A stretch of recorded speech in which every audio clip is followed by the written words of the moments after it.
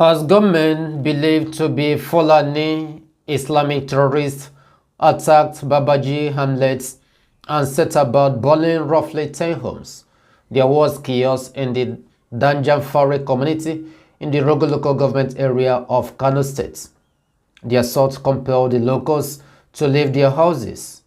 Dr. Saleh Jili, the executive secretary of the Kano State Emergency Management Agency, acknowledged the situation while addressing the media on Friday and condemned the incidents.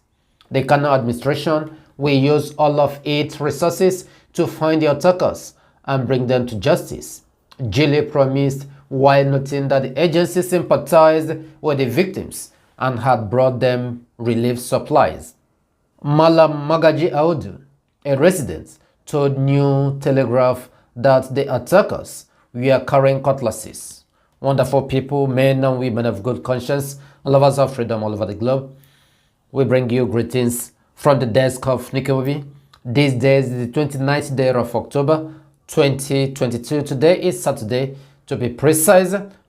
We are here to bring you more information as what is going on in the Zoological Republic, and this time we are focusing our attention more in the northern parts as regard to the latest intel that we receive. Not only us, it has been making waves, and we will bring you the reaction of the police from Zoological Republic, the reaction of the FG, the presidency from the Zoological Republic, as well as the reaction of other parastatals, as some other bodies have reacted equally to the latest ruling. Of course, the pronouncements of the appeal courts as regards to Mazen Nnamdi Kanu issue with the federal government.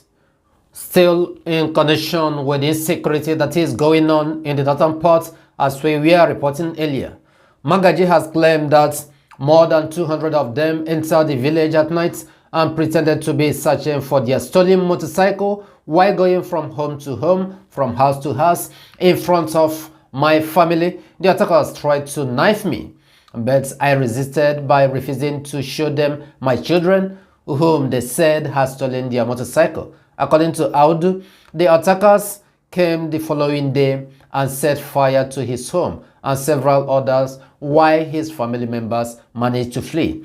He claimed that the thugs burned 10 houses in the village in addition to taking their food, chicken, turkey, and farming equipment. On the Alhaji Muhammad Maharazu, the district chief of Rogo, who also confirmed the attack, praised the disaster management organization for its thoughtful gift of relief supply. Maharazu, who was represented by his secretary Alhaji Bashiri Tosu, claimed that Dr. Ibrahim Abubakar, too, the emir of Karaye, had provided the victim with all essential aid and had also informed the state administration of the occurrences. And this is the situation, the monsters that's being created in the northern parts by the FG and their accomplices will definitely consume them. And this is the prophecy of Mazen Nnamdi Kanu, and it has come to fulfillment. And in a different news, this is coming from a place of concern.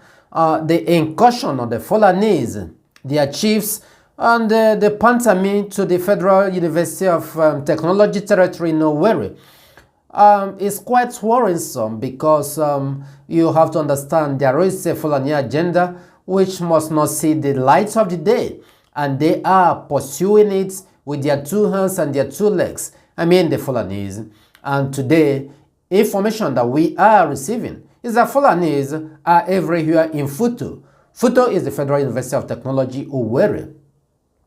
Every now and then, it is the Fulanese that is coming. First, you have to recall that around February of this year, that there was an issue that the ASU rejected the professorship of Pantami that the vice chancellor, the new vice chancellor of Futo, gave to him. I don't know what transpired, but this is the situation. ASU rejected it, that Pantami is not in the position to be awarded a professor. Oh, they asked the VC of Futo, where did he get that from? She said that Pantami came to do a course, and all of a sudden you awarded him professorship. So, still on that, this issue is still ongoing. And today, everywhere you talk, everywhere you see Fulani is taking over the Senate building of Futo. Some people who really are concerned and bothered about this, they have raised concern. What is happening? Does it mean that the Fulanis are the ones ruling Futo right now?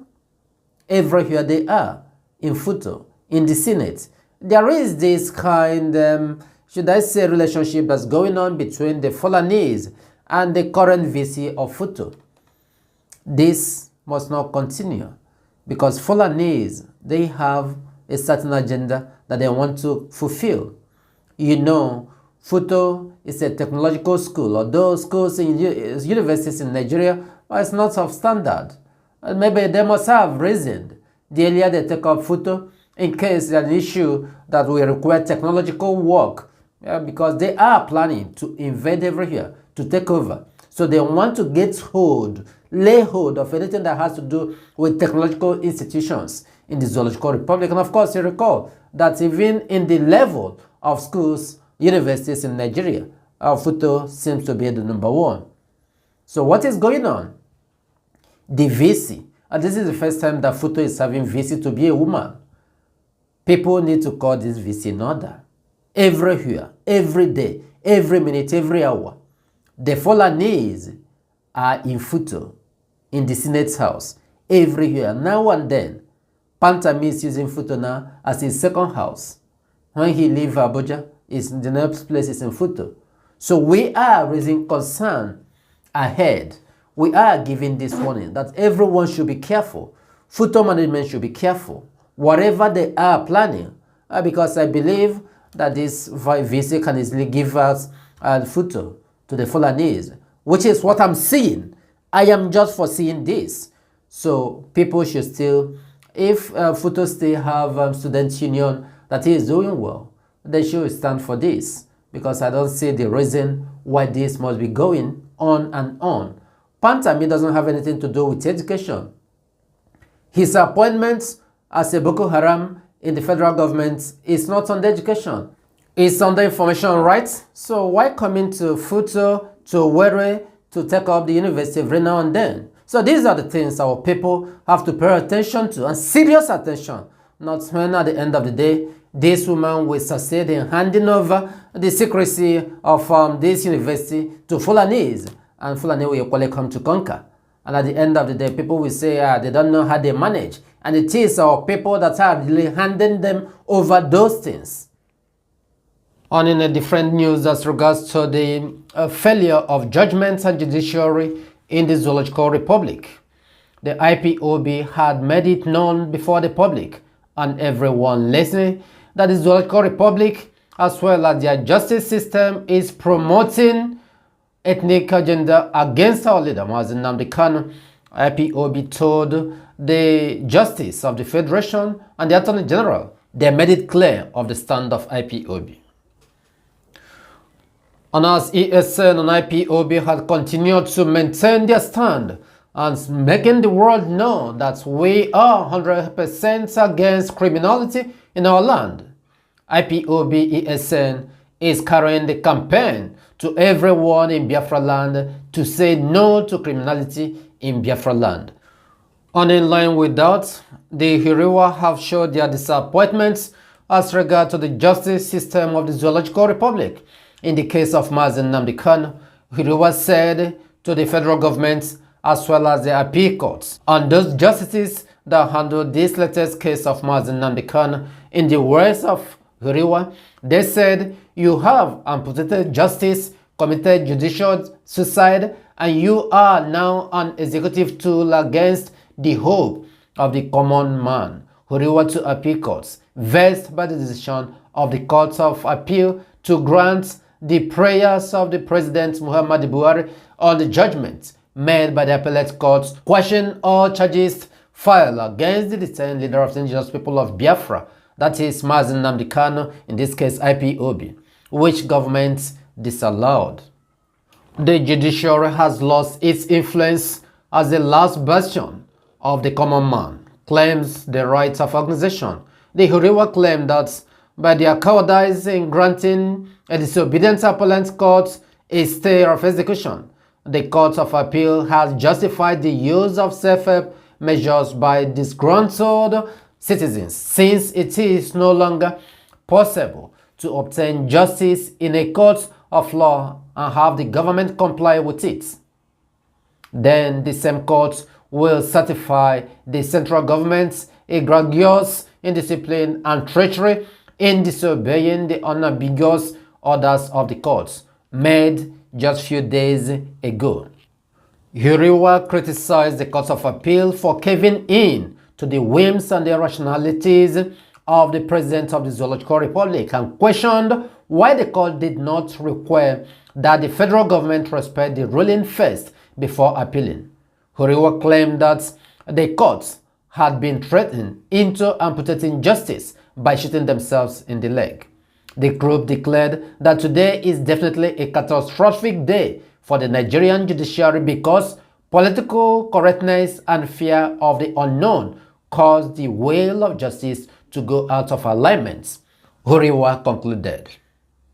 On following that, still in the issue of insecurity, in a particular piece that is captioned terror threats, the Nigerian police react to reports of bombs planted in Federal Capital Territory as United States as well as UK has alerted earlier. According to a statement from the Forces Public Relations Officer, CSP Olumuyiwa Adejobi, such rumors would not benefit the nation and instead cause panic among the populace. The Federal Capital Territory of Abuja is safe and not now under threat. The Nigerian Police Force has insisted, denying reports to the contrary. According to a statement by the Force Public Relations Officer, CSP Adejobi, such rumors would not benefit the nation and would instead cause panic among the populace.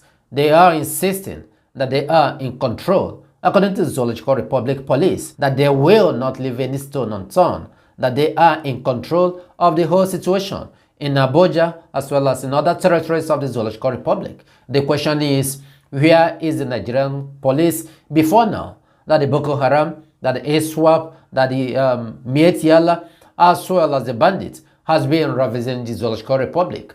Does it mean that they have been working hand in hand? These are the questions that the common people will ask. If Nigerian government, if Nigerian police, if Nigerian military says that they are in control of everything that is going on, that nothing to fear about, then what happened to the one that has been happening? So this is a critical question that anyone needs to ask. Also in Cross River State, it has been reported that UGM have deleted a police officer and made away with his rifle. According to information obtained, the people deleted the Sergeant Peter Ikwen of the police and stole his rifle. A police sergeant was deleted by unidentified UGM on Idaton Street in Calaba, the state capital, according to the Nigerian Police Force, Cross River State Command. According to information obtained, this was said in a statement that SP Irene Noble, the state police public relations officer, signed and that condemned the incidents. In her exact words, she said, "I've just learned that the police sergeant was deleted by unidentified UGM in the early hours of today, that is Saturday, and those people took his rifle. According to the information I have, the incident happened this morning at 8 a.m. He had just left the Obong's Palace, where he was on duty, but he was actually a member of the Atapa Division and wanted to take a moment to relax before he was fatally taken or shot."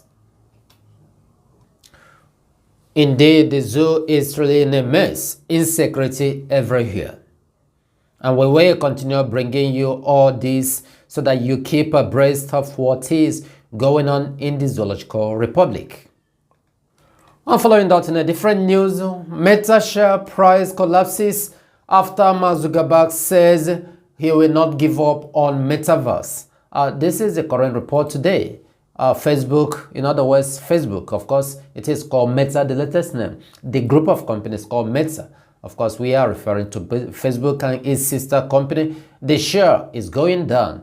because Mark has refused to back down from the Meta project after the company released disappointing financial data and Mark Zuckerberg declared he would not give up on the metaverse.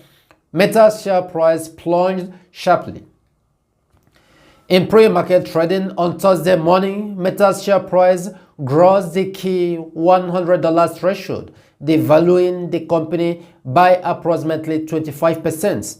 After Meta released its most recent data, which reveals subpar performance across all of its apps, including Facebook and Instagram, the price dropped quickly.